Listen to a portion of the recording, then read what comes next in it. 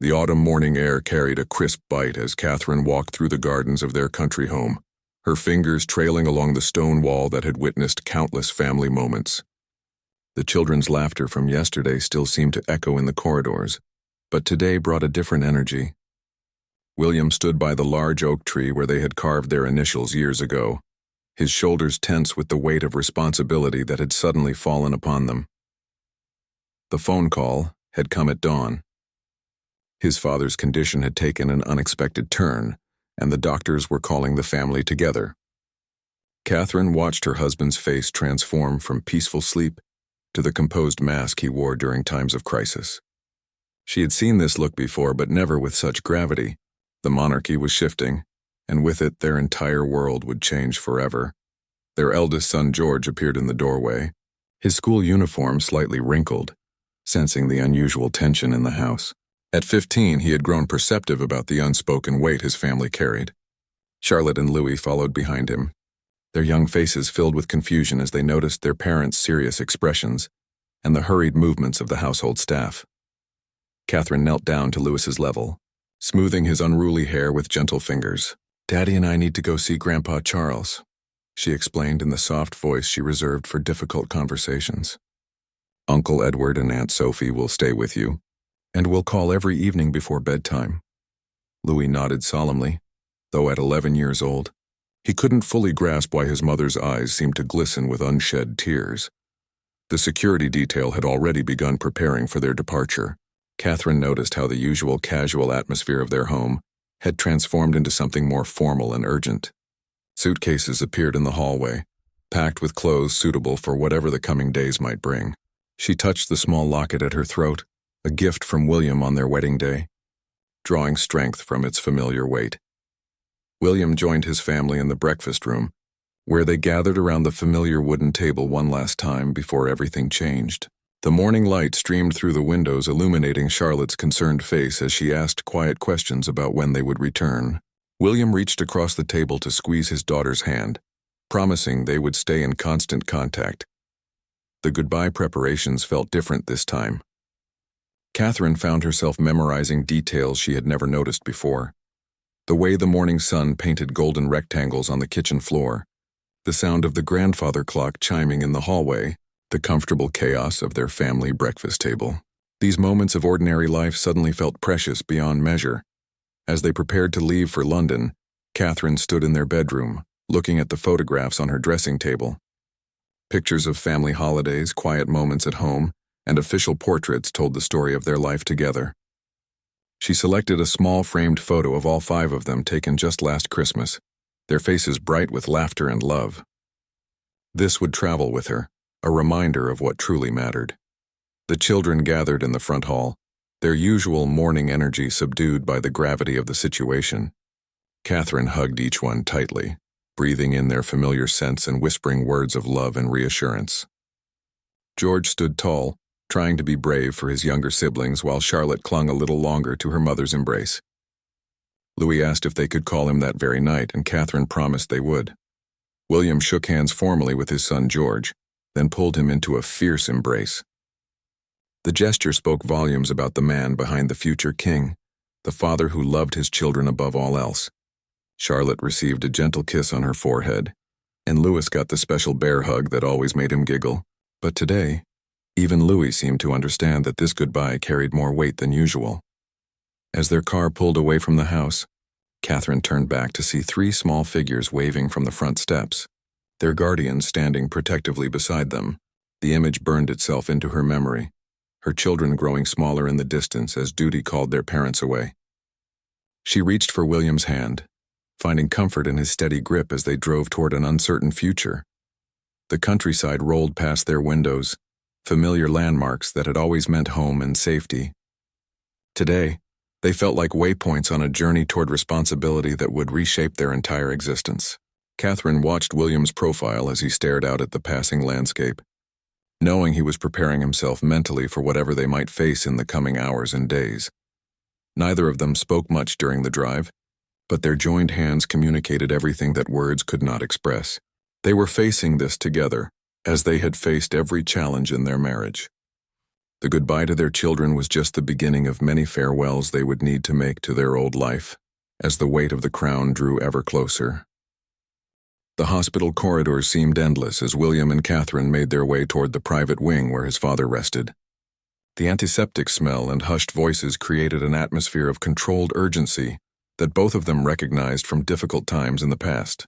Catherine's heels clicked softly against the polished floor as she matched William's determined pace, her composure hiding the storm of emotions churning beneath the surface. Queen Camilla emerged from Charles's room, her usually impeccable appearance slightly disheveled from the long night of vigil. Her eyes, red with exhaustion and worry, met Catherine's across the hallway. In that moment, two women who had navigated the complexities of royal life in different eras shared an understanding that transcended words. Camilla's gentle nod conveyed both gratitude for their swift arrival and the gravity of the situation they now faced together. William paused at his father's door, his hand resting on the handle as he gathered himself for what might be their final conversation. Catherine placed her palm against his back, feeling the tension in his muscles as he prepared to step into a role he had trained for his entire life, but hoped would not come so soon. The weight of generations of monarchy seemed to press down upon them both in that narrow hospital corridor. Inside the room, Charles appeared smaller than Catherine remembered. His vibrant energy diminished by illness, but his eyes still sharp with intelligence and love. He smiled weakly as his son and daughter-in-law approached his bedside, reaching out to clasp William's hand with fingers that trembled slightly. The machines monitoring his vital signs beeped quietly in the background, marking time in a way that felt both precious and ominous. Their conversation lasted nearly 2 hours, filled with practical matters and personal revelations that Catherine would treasure forever. Charles spoke about his hopes for the monarchy's future, his pride in William's preparation for leadership, and his deep affection for Catherine as both a daughter-in-law and a future queen. His voice grew stronger as he talked about his grandchildren, asking detailed questions about their personalities, their interests, and their understanding of the roles they would one day inherit. Catherine found herself memorizing her father-in-law's words, knowing that these insights would guide her through the challenging years ahead. Charles had always treated her with kindness and respect, welcoming her into the family with genuine warmth despite the scrutiny that surrounded their every interaction. Now, as he shared his wisdom about balancing duty with humanity, she understood the depth of trust he was placing in both of them. The afternoon brought a parade of visitors, each saying their own farewells to a man who had served his country with dedication and dignity. Catherine watched William navigate each interaction with grace, already displaying the diplomatic skills that would serve him well as king. She saw how he listened carefully to each person, offering comfort while drawing strength from their shared memories and mutual respect. Anne arrived with her characteristic no-nonsense manner, embracing her brother with fierce affection before settling into practical discussions about arrangements and responsibilities. Edward and Sophie followed, bringing news of the children and reassurances about their well-being. The family gathered around Charles's bed created a circle of love and support that transcended the formal protocols usually governing their interactions. As evening approached, Catherine stepped onto the hospital's private balcony for a moment of fresh air. The city spread out below her, millions of people going about their daily lives unaware of the historic transition taking place just floors above them. Soon the news would break, and the nation would begin its own process of farewell and welcome. She thought about the children at home, probably finishing their homework and preparing for bed, their lives about to change in ways they couldn't yet imagine. William joined her on the balcony, his tie loosened and his usual composure showing signs of strain. They stood together in comfortable silence, watching the lights of London twinkle in the gathering darkness. "He's proud of you," Catherine said softly, knowing that her husband needed to hear those words. "He knows you're ready for this, even if it feels overwhelming right now." The night shift brought new nurses and doctors, their professional efficiency a stark contrast to the emotional intensity of the family's vigil. Catherine arranged for fresh flowers to be brought to the room, knowing that Charles had always appreciated beautiful surroundings. The simple act of creating beauty in that sterile environment felt like a small gift she could offer during such a difficult time. Phone calls needed to be made, messages sent to heads of state and family members around the world. Catherine watched William handle each communication with growing authority, his voice steady as he briefed officials on the situation. She could see him transforming before her eyes, the carefree young man she had fallen in love with at university, evolving into the leader his country needed him to become. Late that night, as Catherine sat beside Charles's bed reading quietly while he dozed, she reflected on the journey that had brought her to this moment. From a middle-class girl in Berkshire to the woman who would soon become queen, every step had prepared her for this responsibility. The goodbye they were experiencing was not just personal loss, but the end of one era and the beginning of another that would define their lives forever. The call came at 3 a.m, startling Catherine from the light sleep she had managed to find in the hospital's family room. William answered on the first ring, his voice immediately alert despite the early hour. She watched his face change as he listened to the doctor's words, seeing the moment when preparation met reality. Charles had taken a turn for the worse, and the family was being summoned for what might be their final goodbye. They moved through the quiet corridors with renewed urgency, joining other family members who had received the same call. The hospital felt different in the pre-dawn hours, more intimate somehow, as if the building itself was holding its breath. Catherine's heart raced as they approached Charles's room, knowing that everything they had known was about to change forever. Inside the room, Charles was awake and surprisingly alert, as if he had been waiting for them all to gather. His breathing was labored, but his eyes were clear and focused on each face around his bed.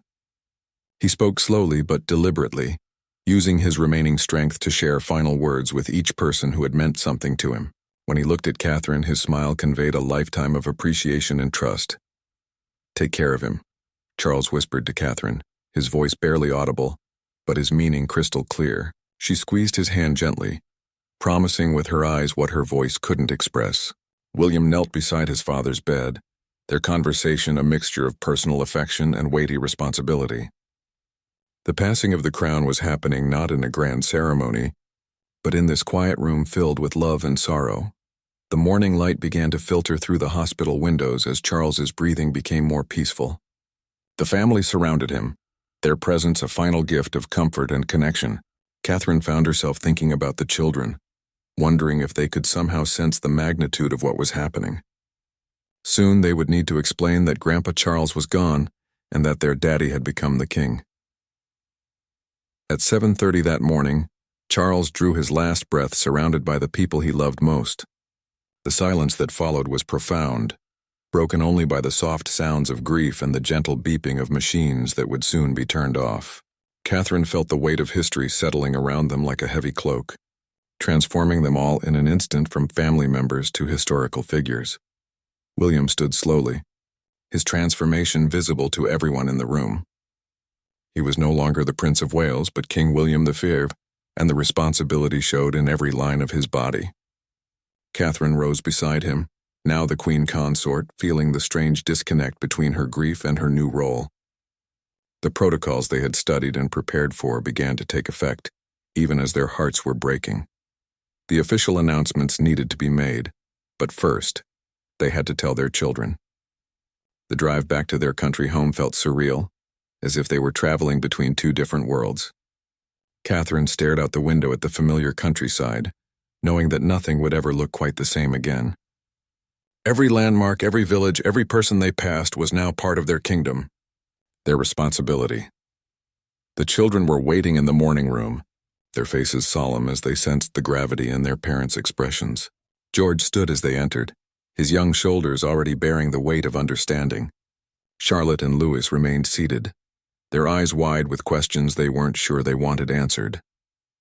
Catherine knelt before them, her voice steady as she explained that Grandpa Charles had died peacefully, surrounded by love. Louis began to cry first, his 11-year-old heart unable to process the complexity of death and duty. Charlotte moved to comfort her younger brother, while asking practical questions about what would happen next. George stood silent for a long moment before asking quietly if this meant his father was now the king. William's simple yes seemed to echo through the room, changing everything for all of them. The phone began ringing constantly as news of Charles's death spread throughout the royal household and beyond. Catherine found herself coordinating with private secretaries and protocol officers, while simultaneously comforting her children and supporting her husband. The skills she had developed over years of royal duties now served her in ways she had never imagined, helping her navigate the most difficult day of their lives. Flowers began arriving at their gates within hours as word spread to the public. Catherine watched from her window as people gathered outside their home, some crying, others simply standing in respectful silence. The outpouring of love and support was immediate and overwhelming, reminding her that their personal grief was shared by millions of people around the world. By afternoon, the formal proclamation ceremonies were beginning in London, declaring William as the new sovereign. Catherine watched on television as her husband took his place in history, her heart swelling with pride even as it ached with loss. The man she had married at Westminster Abbey was now being crowned with invisible regalia, taking on a role that would define the rest of their lives together. The first week as king and queen consort passed in a blur of official duties and private moments of grief. Catherine found herself torn between comforting her children and learning the intricate protocols that now governed their every move. The staff at Buckingham Palace worked tirelessly to ensure the transition was seamless, but behind the formal efficiency, everyone was adjusting to the profound change that had swept through the monarchy. William's first address to the nation was scheduled for that evening, and Catherine watched him prepare in their private study. He had written and rewritten the speech countless times, trying to balance his personal grief with the nation's need for reassurance and continuity. She offered gentle suggestions and silent support, knowing that this moment would set the tone for his entire reign. The children struggled with their new reality in different ways. George, as the heir apparent, suddenly found himself receiving briefings about his future role that felt overwhelming for a 15-year-old. Charlotte worried about how their lives would change, asking her mother repeatedly if they would still be able to have normal friendships and activities. Louis simply missed his grandfather and couldn't understand why everyone seemed so formal and distant. Suddenly, Catherine established new routines to help the family cope with their dramatically altered circumstances. Evening phone calls with extended family members became a priority, maintaining connections that might otherwise be lost in the whirlwind of royal duties. She insisted on family dinners whenever possible, creating spaces where they could simply be themselves rather than representatives of the crown. The funeral preparations required Catherine's constant attention, as she worked with the Lord Chamberlain's office to ensure that Charles's final farewell reflected both his personal wishes and the dignity befitting a monarch. Every detail, from the music selections to the guest list, carried emotional and diplomatic significance. She found herself becoming the bridge between William's grief and the practical demands of organizing a state funeral. Letters and messages of condolence poured in from around the world, each requiring careful consideration and response. Catherine spent hours reading heartfelt notes from ordinary citizens who shared memories of meeting Charles or expressing their hopes for William's reign. The depth of affection for the royal family expressed in these messages provided comfort during the darkest moments of their transition. The media attention intensified beyond anything they had experienced before, with every appearance and statement analyzed for deeper meaning. Catherine learned to navigate this new level of scrutiny while protecting her children from the most intrusive coverage. She worked closely with the communications team to ensure that their family's humanity remained visible despite the formal nature of their new roles. William's relationship with his brothers became more complex as the dynamics of their family shifted with his ascension to the throne. Catherine watched him struggle to maintain personal connections while accepting the isolation that leadership often required.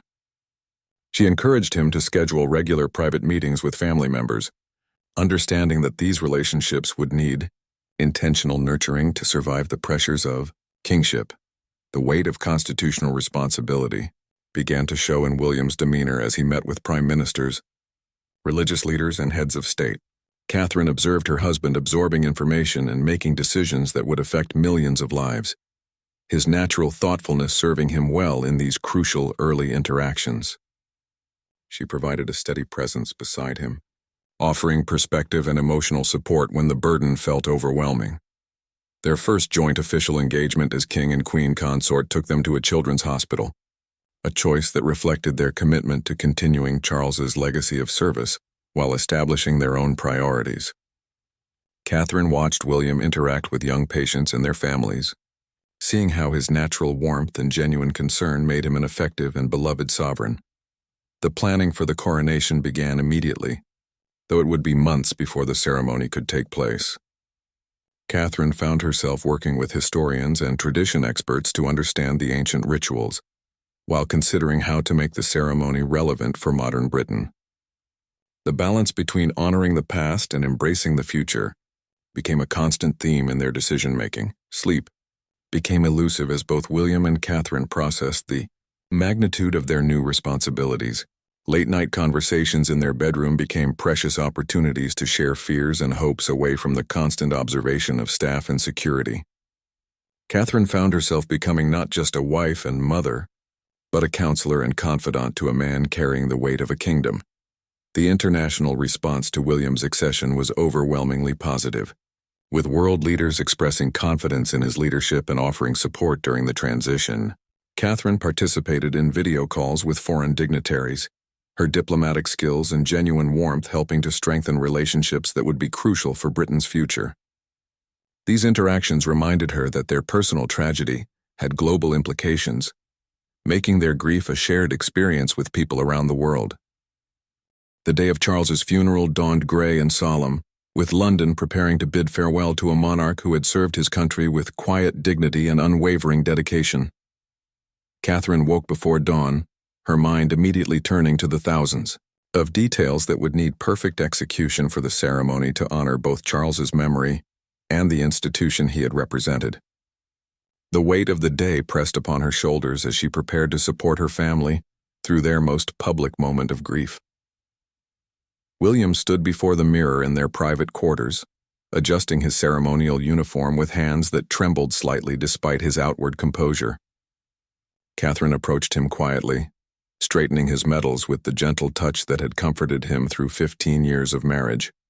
Their eyes met in the reflection, communicating the love and strength they would need to draw upon in the hours ahead. The children assembled in the family drawing room, their formal attire a stark reminder of the solemnity of the occasion.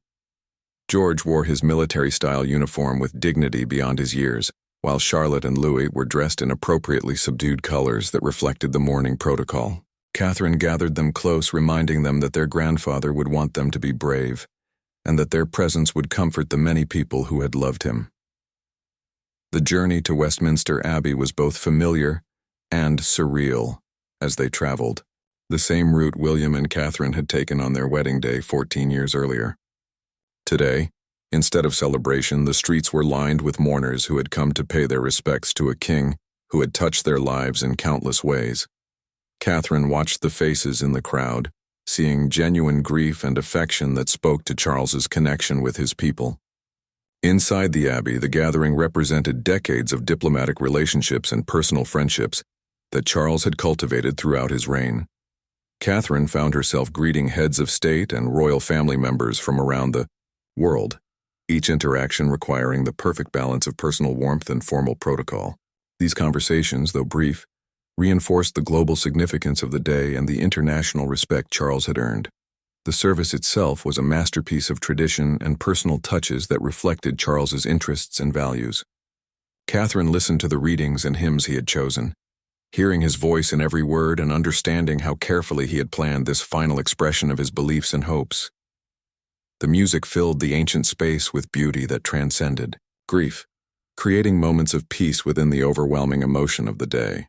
William's composure throughout the ceremony was remarkable, though Catherine could see the effort it required.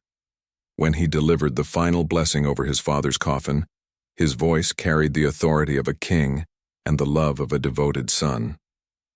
The moment captured the essence of monarchy itself, the seamless transition of power wrapped in profound personal loss. The children handled the lengthy ceremony with impressive maturity, their behavior reflecting the careful preparation Catherine had provided in the weeks leading up to the funeral. Louis leaned against his mother during the longest portions of the service, while Charlotte sat with perfect posture, her young face serious with understanding.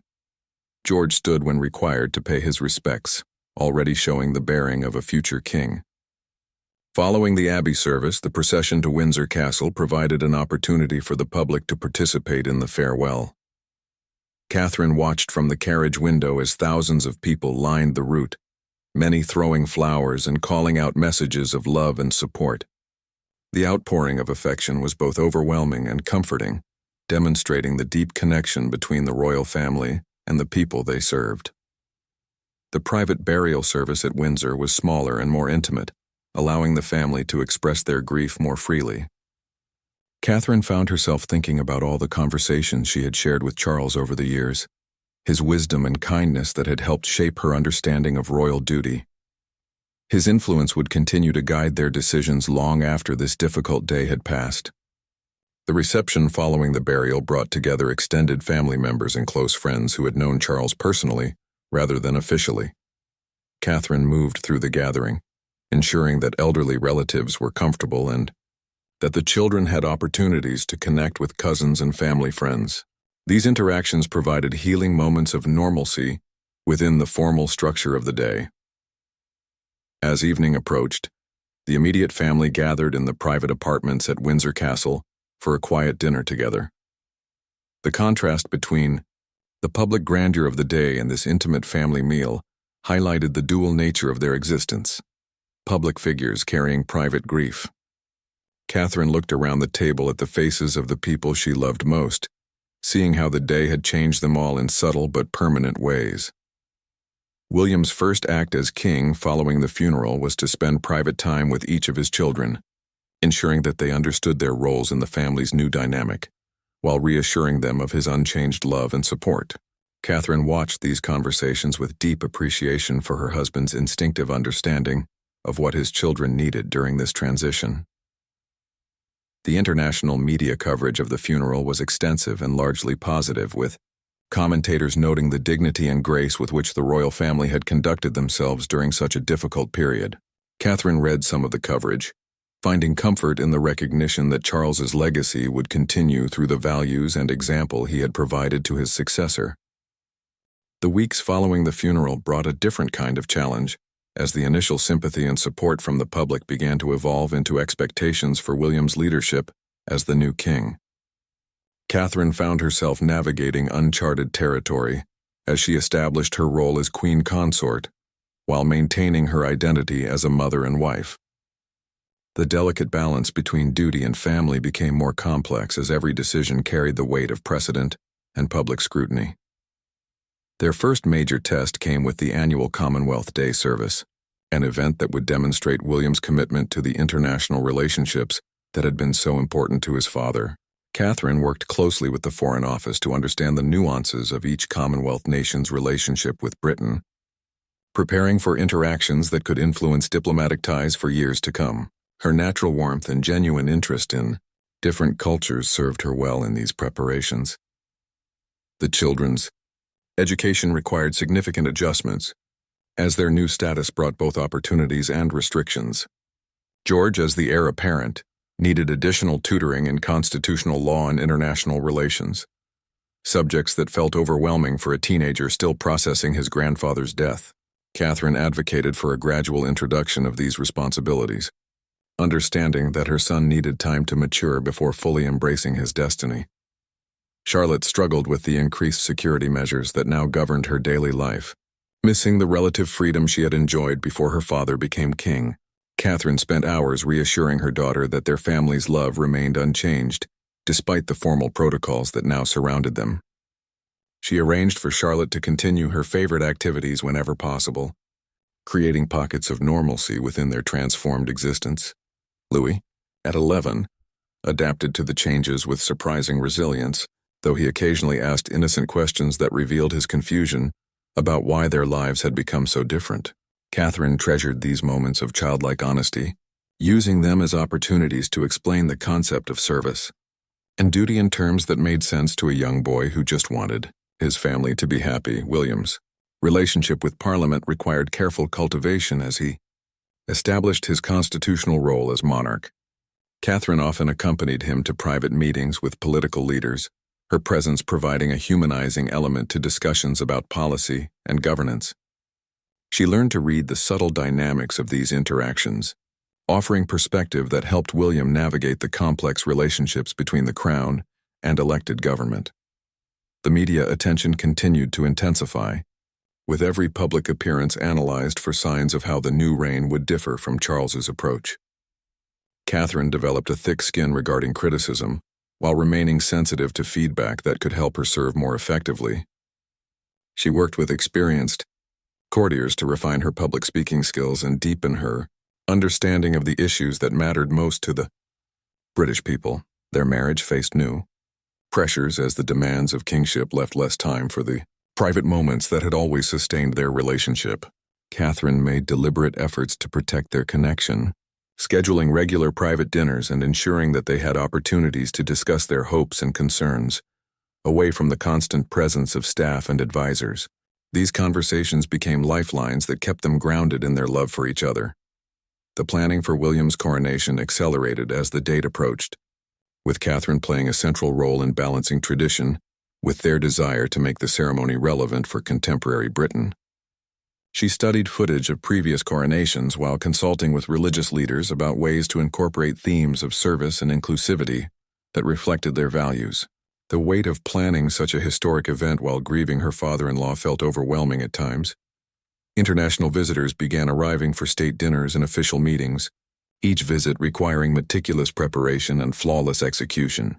Catherine found herself becoming increasingly confident in her role as a diplomatic hostess, using her natural grace and intelligence to strengthen Britain's relationships with allies and trading partners. These successes provided validation that she was growing into her role as queen consort. The public's response to their leadership was generally positive, though Catherine remained aware that they were still in a honeymoon period that would inevitably face challenges. She read letters from citizens expressing hope for the future, while acknowledging the difficulty of following such a beloved monarch as Charles. These messages reminded her that their success would be measured not just in grand gestures but in their ability to connect with ordinary people facing everyday struggles. William's confidence as king grew steadily as he found his rhythm in the role he had been preparing for his entire life. Catherine watched him mature into the position, seeing how his natural empathy and careful decision-making served him well in addressing the complex issues facing modern Britain. Their partnership strengthened as they learned to support each other through challenges neither had fully anticipated. The first Christmas as king and queen consort approached with mixed emotions, as they prepared to honor traditions while creating new memories without Charles's presence. Catherine worked with the household staff to plan celebrations that would honor his memory, while establishing new customs for their reign. The children looked forward to the holiday despite their ongoing grief, their resilience a source of strength for the entire family. 6 months after that heartbreaking goodbye that had transformed their lives forever, Catherine stood on the balcony of Buckingham Palace watching the sunrise paint London in golden hues. The city below was beginning to stir with the energy of a new day, and she found herself reflecting on how much had changed since that autumn morning when Charles had passed away.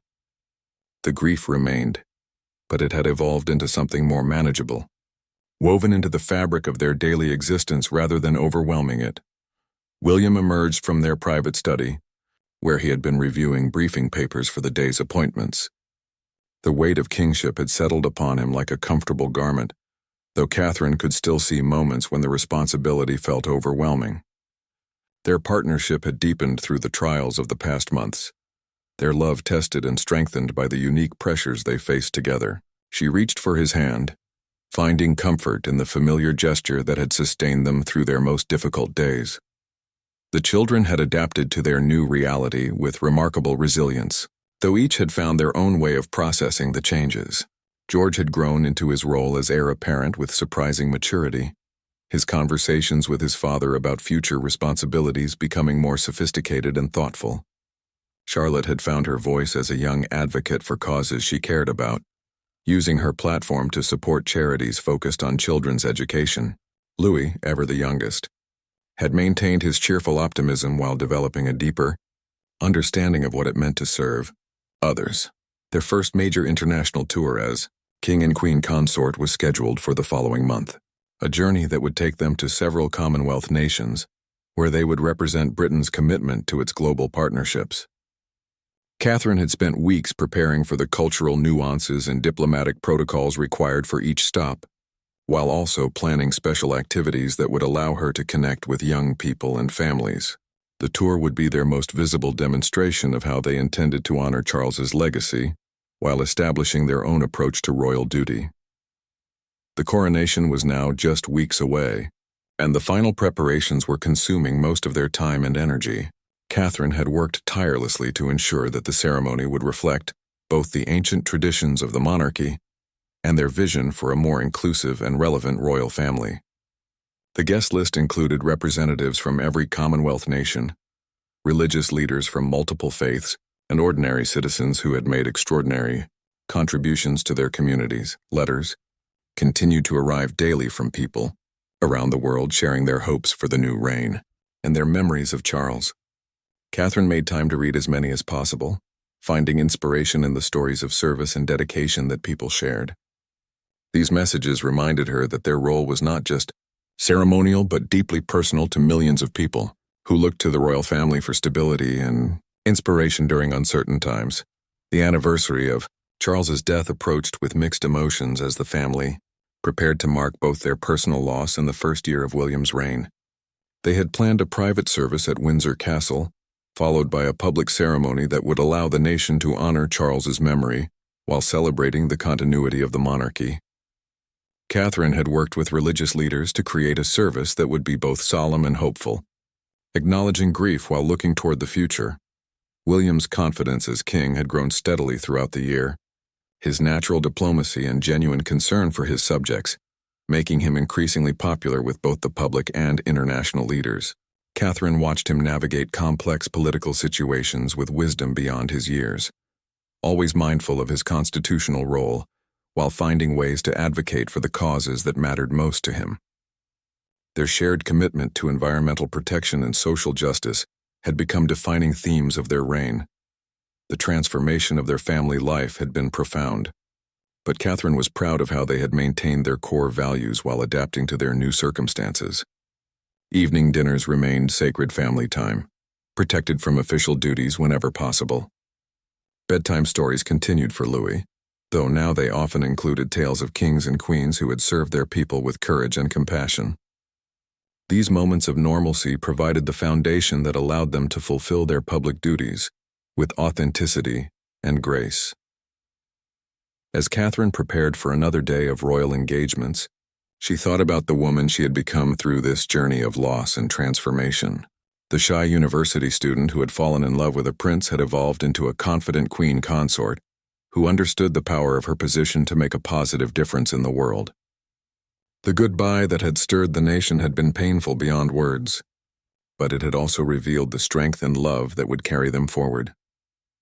The final chapter of their transformation was still being written, but Catherine felt confident that they were honoring Charles's memory while building something uniquely their own. The crown had passed from father to son as it had for centuries, but this transition had been marked by an unprecedented level of public engagement and international support. The goodbye that had broken their hearts had also opened them to new possibilities for service and connection. Looking out at the city that would forever be part of their responsibility, Catherine smiled as she thought about the future. There would be challenges ahead, moments of doubt and difficulty that would test their resolve, but they faced that future together, as a family united by love and committed to serving others. The goodbye that had stirred the nation had become the beginning of a new chapter in the long story of the British monarchy, one that would be defined by compassion, duty, and hope.